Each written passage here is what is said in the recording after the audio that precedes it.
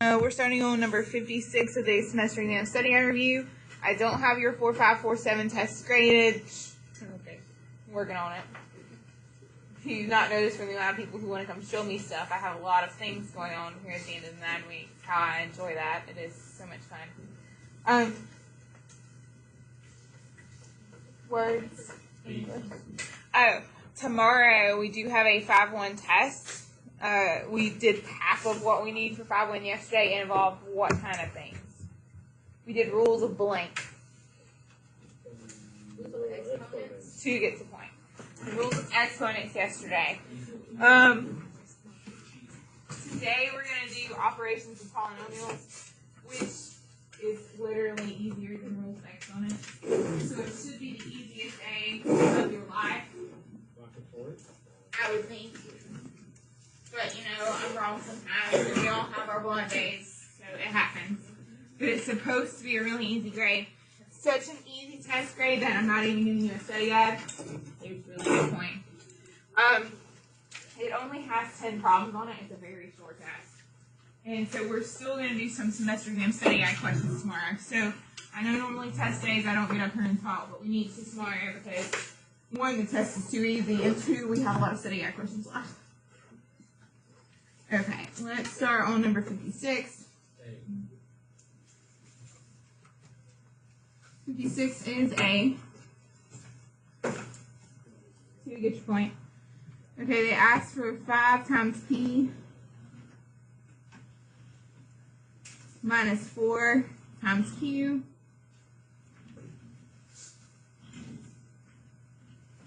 What would be the easiest way to handle this problem? That's exactly what I did. So you get another point. The easiest thing to do would be to put it in as matrices in your calculator and solve. You don't have to, but that would be the easiest. Already in my mind, though, I know what the first row is 5 times 3 is 15. 15 minus 0 is 15. So for sure I know he's right. Okay, 57.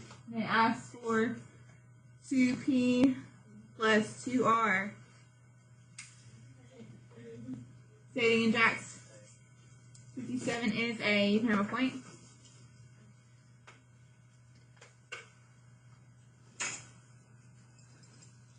Again, they asked for the first row. I know 2 times 4 is 8 plus 0, so I knew it was going to be 8 something, so he is correct.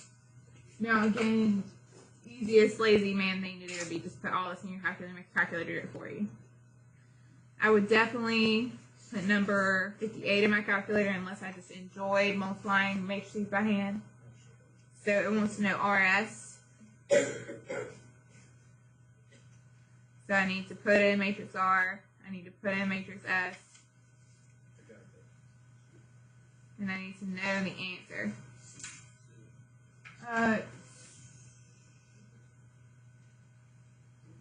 2 and 5 get a point. 2 and 4 get a point.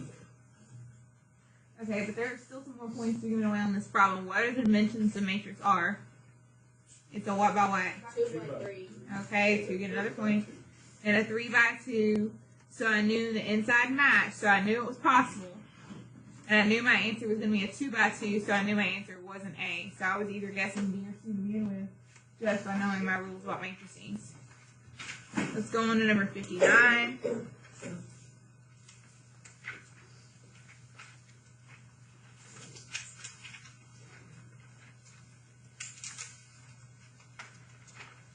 They want to know the first row of SP.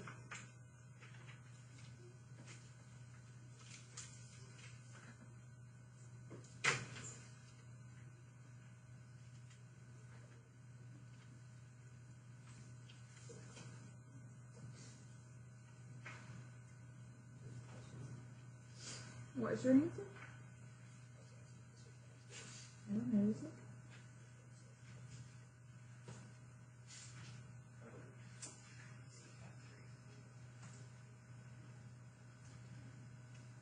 I don't think it's not possible. 2 and 5 get a point. It's a 2 by 3 and a 2 by 2. The inside numbers don't match, so we can't do this. So it's not possible. If you try putting it in your calculator, you probably got an error. You didn't type anything incorrectly. We literally cannot multiply those two matrices since the inside dimensions do not match. Okay, number 60. They don't actually give us the matrix. They just tell us about the dimensions of the matrices. Say it again. No, dear.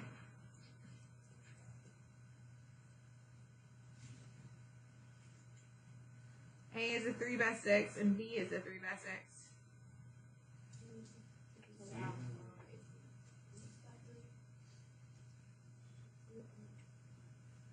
Okay. Haha, one moment. So y'all realize the inside numbers don't match, right?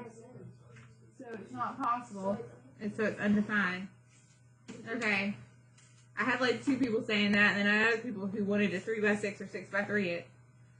The inside dimensions have to match in order to multiply. Whew. Senior prank. 61. Need to know the answer to 61.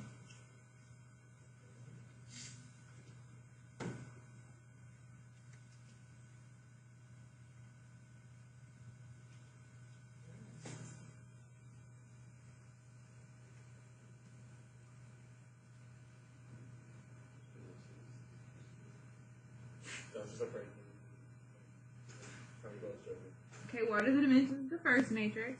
2 by 4. Okay, what are the dimensions of the second matrix? 1. Okay, so what's the answer? The insides match, so we can do it, but the answer is the outside one, so it's a 2 by 1. Okay. Ooh. Woo, you got this now, right? Okay. Yes, yes. The outside is what the dimensions are of the resulting matrix. Okay, 62, we're going to change the directions. The one on the test will not say using diagonals because we didn't learn using diagonals. We just said evaluate this matrices determinant. Evaluate its determinant. Don't use the apostrophe. Determinant. It is not, it is. We would do the determinant. So if I go on my calculator, and I go second matrix, and I type this 3 by 3 into A. Next I go to math. Second matrix, I scroll over to math. What button do I press in order to calculate the determinant? Thank you, table 2. You press the button that says DET for determinant. So I'm going to do the determinant of, and I typed it in A, so I'm going to do the determinant of A. And I have my answer. Does anyone else have their answer?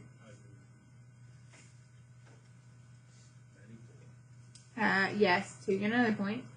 The determinant of A was 94. And it is all in the calculator. Are there any questions about 62? I like the ones that are matrices. Okay, let's go on to 63. We need to find the determinant of this. It's in the front thing. Yeah, this would be C. They want us to find the determinant. We could put it in our calculator, or we could use the diagonals. We did learn how to do the diagonals with a 2 by 2, so it would be this minus this. So it's 10 minus 3, which is 7. But if you didn't want to do the diagonals and instead you wanted to put the matrix in your calculator, you could. And you should still get 7. So 63 is B. Okay, 64 is where life gets a little fun. 64, they want to know the inverse of matrix R. So I know matrix R is 0, 1/2, 1, negative 2. What button on the calculator lets me find the inverse?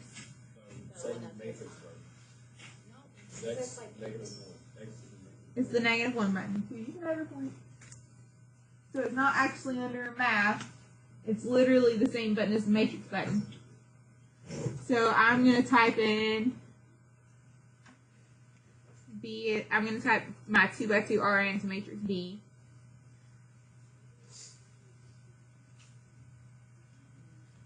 So I have it typed into matrix B. I'm going to press that negative 1 button, and that's my way of doing the inverse. I press enter. It gives me the answer of 4120. So what answer choice do I pick? A. Yes, every group can have a point. It's A. Okay, let's say that I pressed it and all of a sudden I got a bunch of decimals and I didn't want decimals, I wanted fractions. How could I change it to fractions? Every group can have another point. Math fraction. Okay, let's do 65. Actually, I'll let you do 65. It's exactly like 64. So we're going to have to press that -1 button again.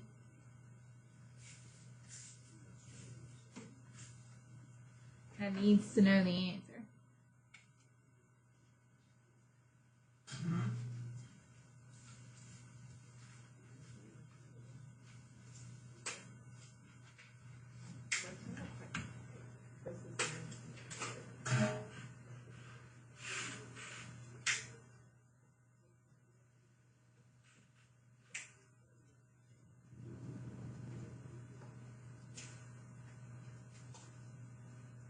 No one's done?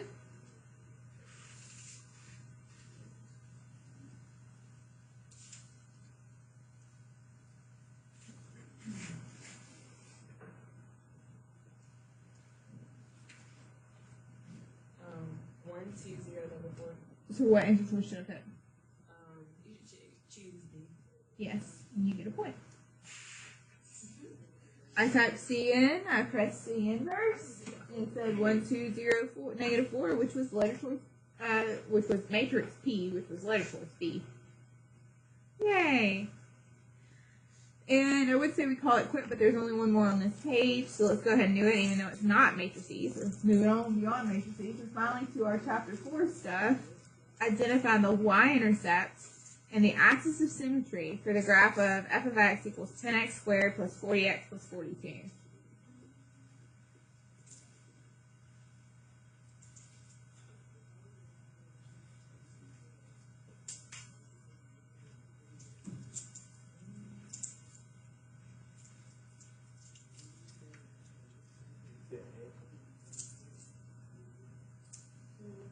No, but that is a very good guess.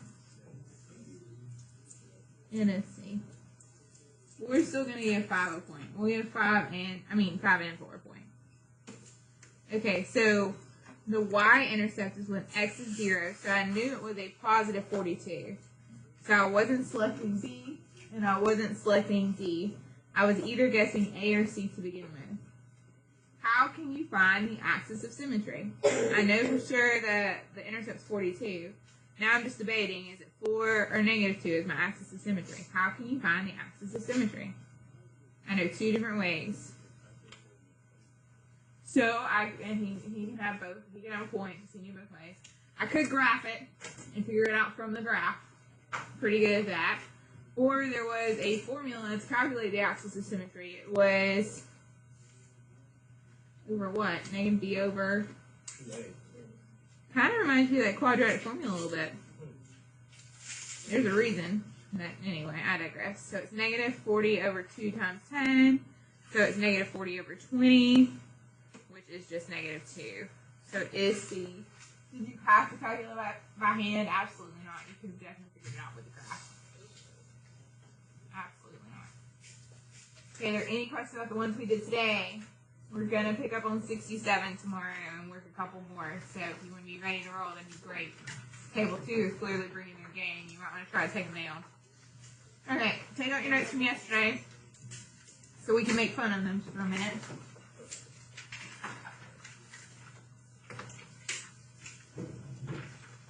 Yesterday we were discussing rules of exponents. There were 8 independent practice problems on the second page of the notes. I did one of the independent practice problems with you, so you only had to do 7 problems. If you've not shown me those 7, you want to, and it is a grade. I'm not typing in the zeros until tomorrow while you're testing, but it is a grade, so you want to show me those 7 for an easy grade. Now, you would think our notes today would be on the back, but honestly, those are a hot mess of notes. I did not really make room for our copy, because goodness gracious. I could not. So before we're not using these, we're going to go to our workbook. We're going to go to workbook page 61. Number 11 through 22 is where we're going to be. While you're digging that out, I'm going to remind you about yesterday's one challenging kind of problem. If you happen to have something complicated like this, it's best to take it one step at a time. I would simplify the inside first. So I would have 2, and then 3 minus 1 is x squared. 4 minus 5 is negative y to the negative 1, but I don't put y to the negative 1. Instead, I, thank you, 5, you can have a point. I put it in the denominator. And all this is raised to the negative 2. So I've got to raise 2 to the negative 2. 2 times negative 2 is negative 4. And I've got y to the negative 2. Oh no, with those negative exponents, I have a lot of flip-flopping to do. Y is going to go in the numerator to get rid of its negative exponent to denominator, and x to the denominator, all specifically because of those negative exponents. So my final answer would be y squared over 4x to the 4th. And that's how I would tackle it. Now, if you want it to be rebellious, it's allowed. You're not breaking a rule. As long as you're keeping your rules of exponents, you could be fine. If instead of simplifying the insides to begin with, you wanted to raise everyone to the negative 2 and then simplify, you could. You're still going to end up getting the same answer as long as you follow the rules of exponents. Tomorrow's test, you're going to see the most marks on your paper if you leave me blank exponents. What do I not want in your final answer? Blank exponents. What's the blank? I don't want exponents. I don't want negative exponents. So we're going to point. Do not leave negative exponents in your final answer. If you do, you will lose a lot of points. Do not do that. I'm so slow. I have to Okay. But that was as challenging as it got yesterday. Otherwise, yesterday was a pretty easy day. Today is even easier. So if you're looking at page 61, just right on that. Page 61 of your workbook, the first 10 are practicing rules of exponents. If you want to work those for kicks and giggles, you can. The bottom half is for operations with polynomials. So we're going to work through these. In fact, I'm going to do the even, and then I'm going to leave the odds for you. If you want to do the odds as we work, I would totally understand. Okay, we've done this for like 1,000 times. Yeah. So 5-1 makes you think you're really good at math, and then you get to 5-2 and you're like, oh crap. The good news is 5-2 is not happening until after Christmas, so we can end on a positive note. Merry Christmas to you. You already know how to combine like terms, so 52 should be a breeze. 52 has a subtraction sign, so 5d minus d is 4d. 5 minus 1 is 4. So 4d plus 4 is my first answer. What do I get on number 14?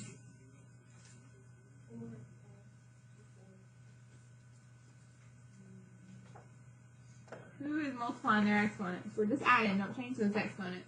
So doesn't it cancel out? They're not opposite signs. Or else they would. Okay, negative 4f squared, because I did this and this. Negative 2 is negative 4.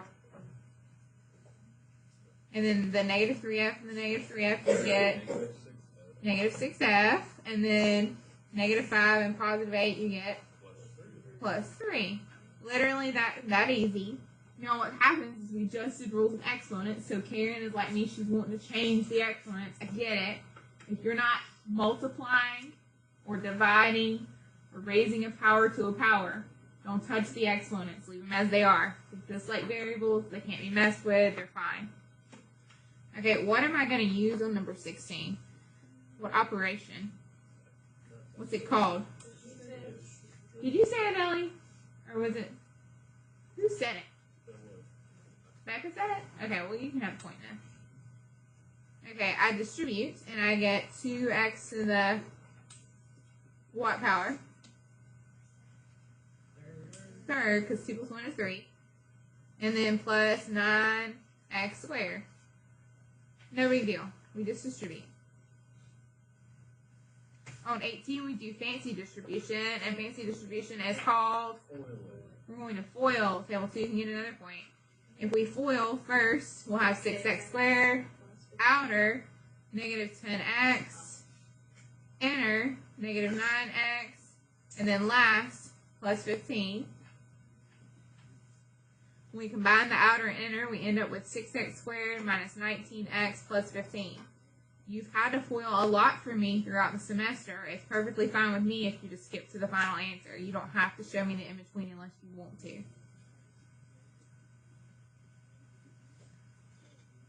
Okay, so what would the answer be on number 20? 6y squared minus 9y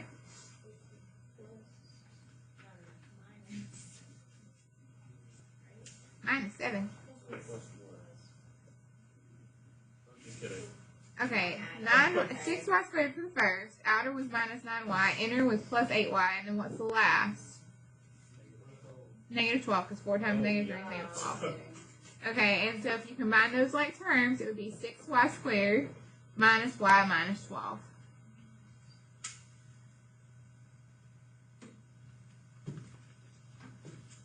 Number 22 looks complicated, but it's actually pretty easy.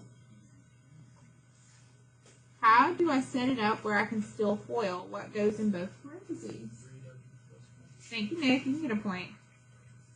3w plus 1 squared is the same thing as 3w plus 1 times 3w plus 1. It was just a shorthand way to write it. So if we FOIL this out, what we get as our final answer. So 9w squared and then what? Plus what? There's a 1 on the end, but what's in the middle? It's 3. Can someone just tell me the combined middle? Yes. Okay, so she's right. It's 9w squared plus 3w plus 3w plus 1. But at some point in my life, I'm like, oh yes, 3w, 3w, 6w. So the final answer is 9w squared plus 6w plus 1. Okay, I'm a little concerned about our FOILing. It's been a while. You want to draw arrows for the first, outer, inner, last. That's what FOIL stands for. I had someone realize that the other day. If you need to draw the arrows, you can. The only other thing I want to talk about that is not mentioned here that is on the test is there is one that is a little bit harder than this. Just one, and it's only one tiny step harder. So I do want to add one more problem at the top of your workbook page. If we had 3w plus 2, and then we were to do it times w squared plus 3w plus 1. What if we didn't have two binomials? What if we had a trinomial and a binomial? Then how do we multiply this? Well, we can't FOIL because FOIL, you know, they're the first. Who's the outer and the inner then? Would you just do 3w to the third? Yeah, I'm gonna. And what's that called? Where you're doing it one at a time? Yeah, and really FOILing is fancy distributing. If you really think through FOIL, like back to 18, it was 2x minus 3, 3x minus 5. We do it in a certain order, but we make sure we do this one times this. You can't see what I'm doing? We make sure we do this one times this, that's our first. And then our last ends up being that one times that. And we also end up making sure we do negative 3 times the 3x and negative 3 times the negative 5. So FOILing is just fancy distributing. I don't know who decided to give it a name and call it FOIL, but it's really just distributing, making sure the 2x goes to both pieces, making sure the negative 3 goes to both pieces. So that's exactly what we're going to do at the top. We're going to send the 3w to everybody over here. And then we're going to send the 2 to everybody over here. So if we send the 3w times w squared is 3w cubed. 3W times 3W is 9W squared. 3W times 1 is just plus 1. Are there any questions about how I got the blue? Okay, well, we distributed the 3W, but we still need to distribute the 2. So I'm going to do 2 times W squared and get 2W squared. I'm going to do 2 times 3W and get plus 6W. And I'm still going to do 2 times 1, and I'll just get plus 2. So I gave the 3W to everybody, hence the blue. I gave the 2 to everybody, hence the green. And yes, I realize I have some like terms that I ought to combine to get to my final answer. But are there any questions about the blue or the green? Okay, well, if I combine my like terms, that one's a W squared, that one's a W squared. So I have 3W cubed plus 11, 5 get a point, W squared, plus 6W plus 3. And that's my final answer. Would you like to do another one like that? Would you like to do another one like that? Yes? No? No, you can handle it. It's just distributing. Okay, it's just distributing. It's just distributing. It's not a big deal. It's just distributing. Now, they could make it a big pain in the rear and have like 5 people and 5 people, and you gotta, and those take some time and some patience. But literally, we're just distributing, and we can handle that. If you want to use colors or arrows or whatever to make sure you distribute everybody to everybody, you can. Okay. I'm done rambling. Have you showed me? I need to now see the odds on that workbook page. Did you show me the thing from yesterday? Is there a test you need to finish? And if you wanted to be super brave, do you want to go ahead and take the 5-1 test? Yes.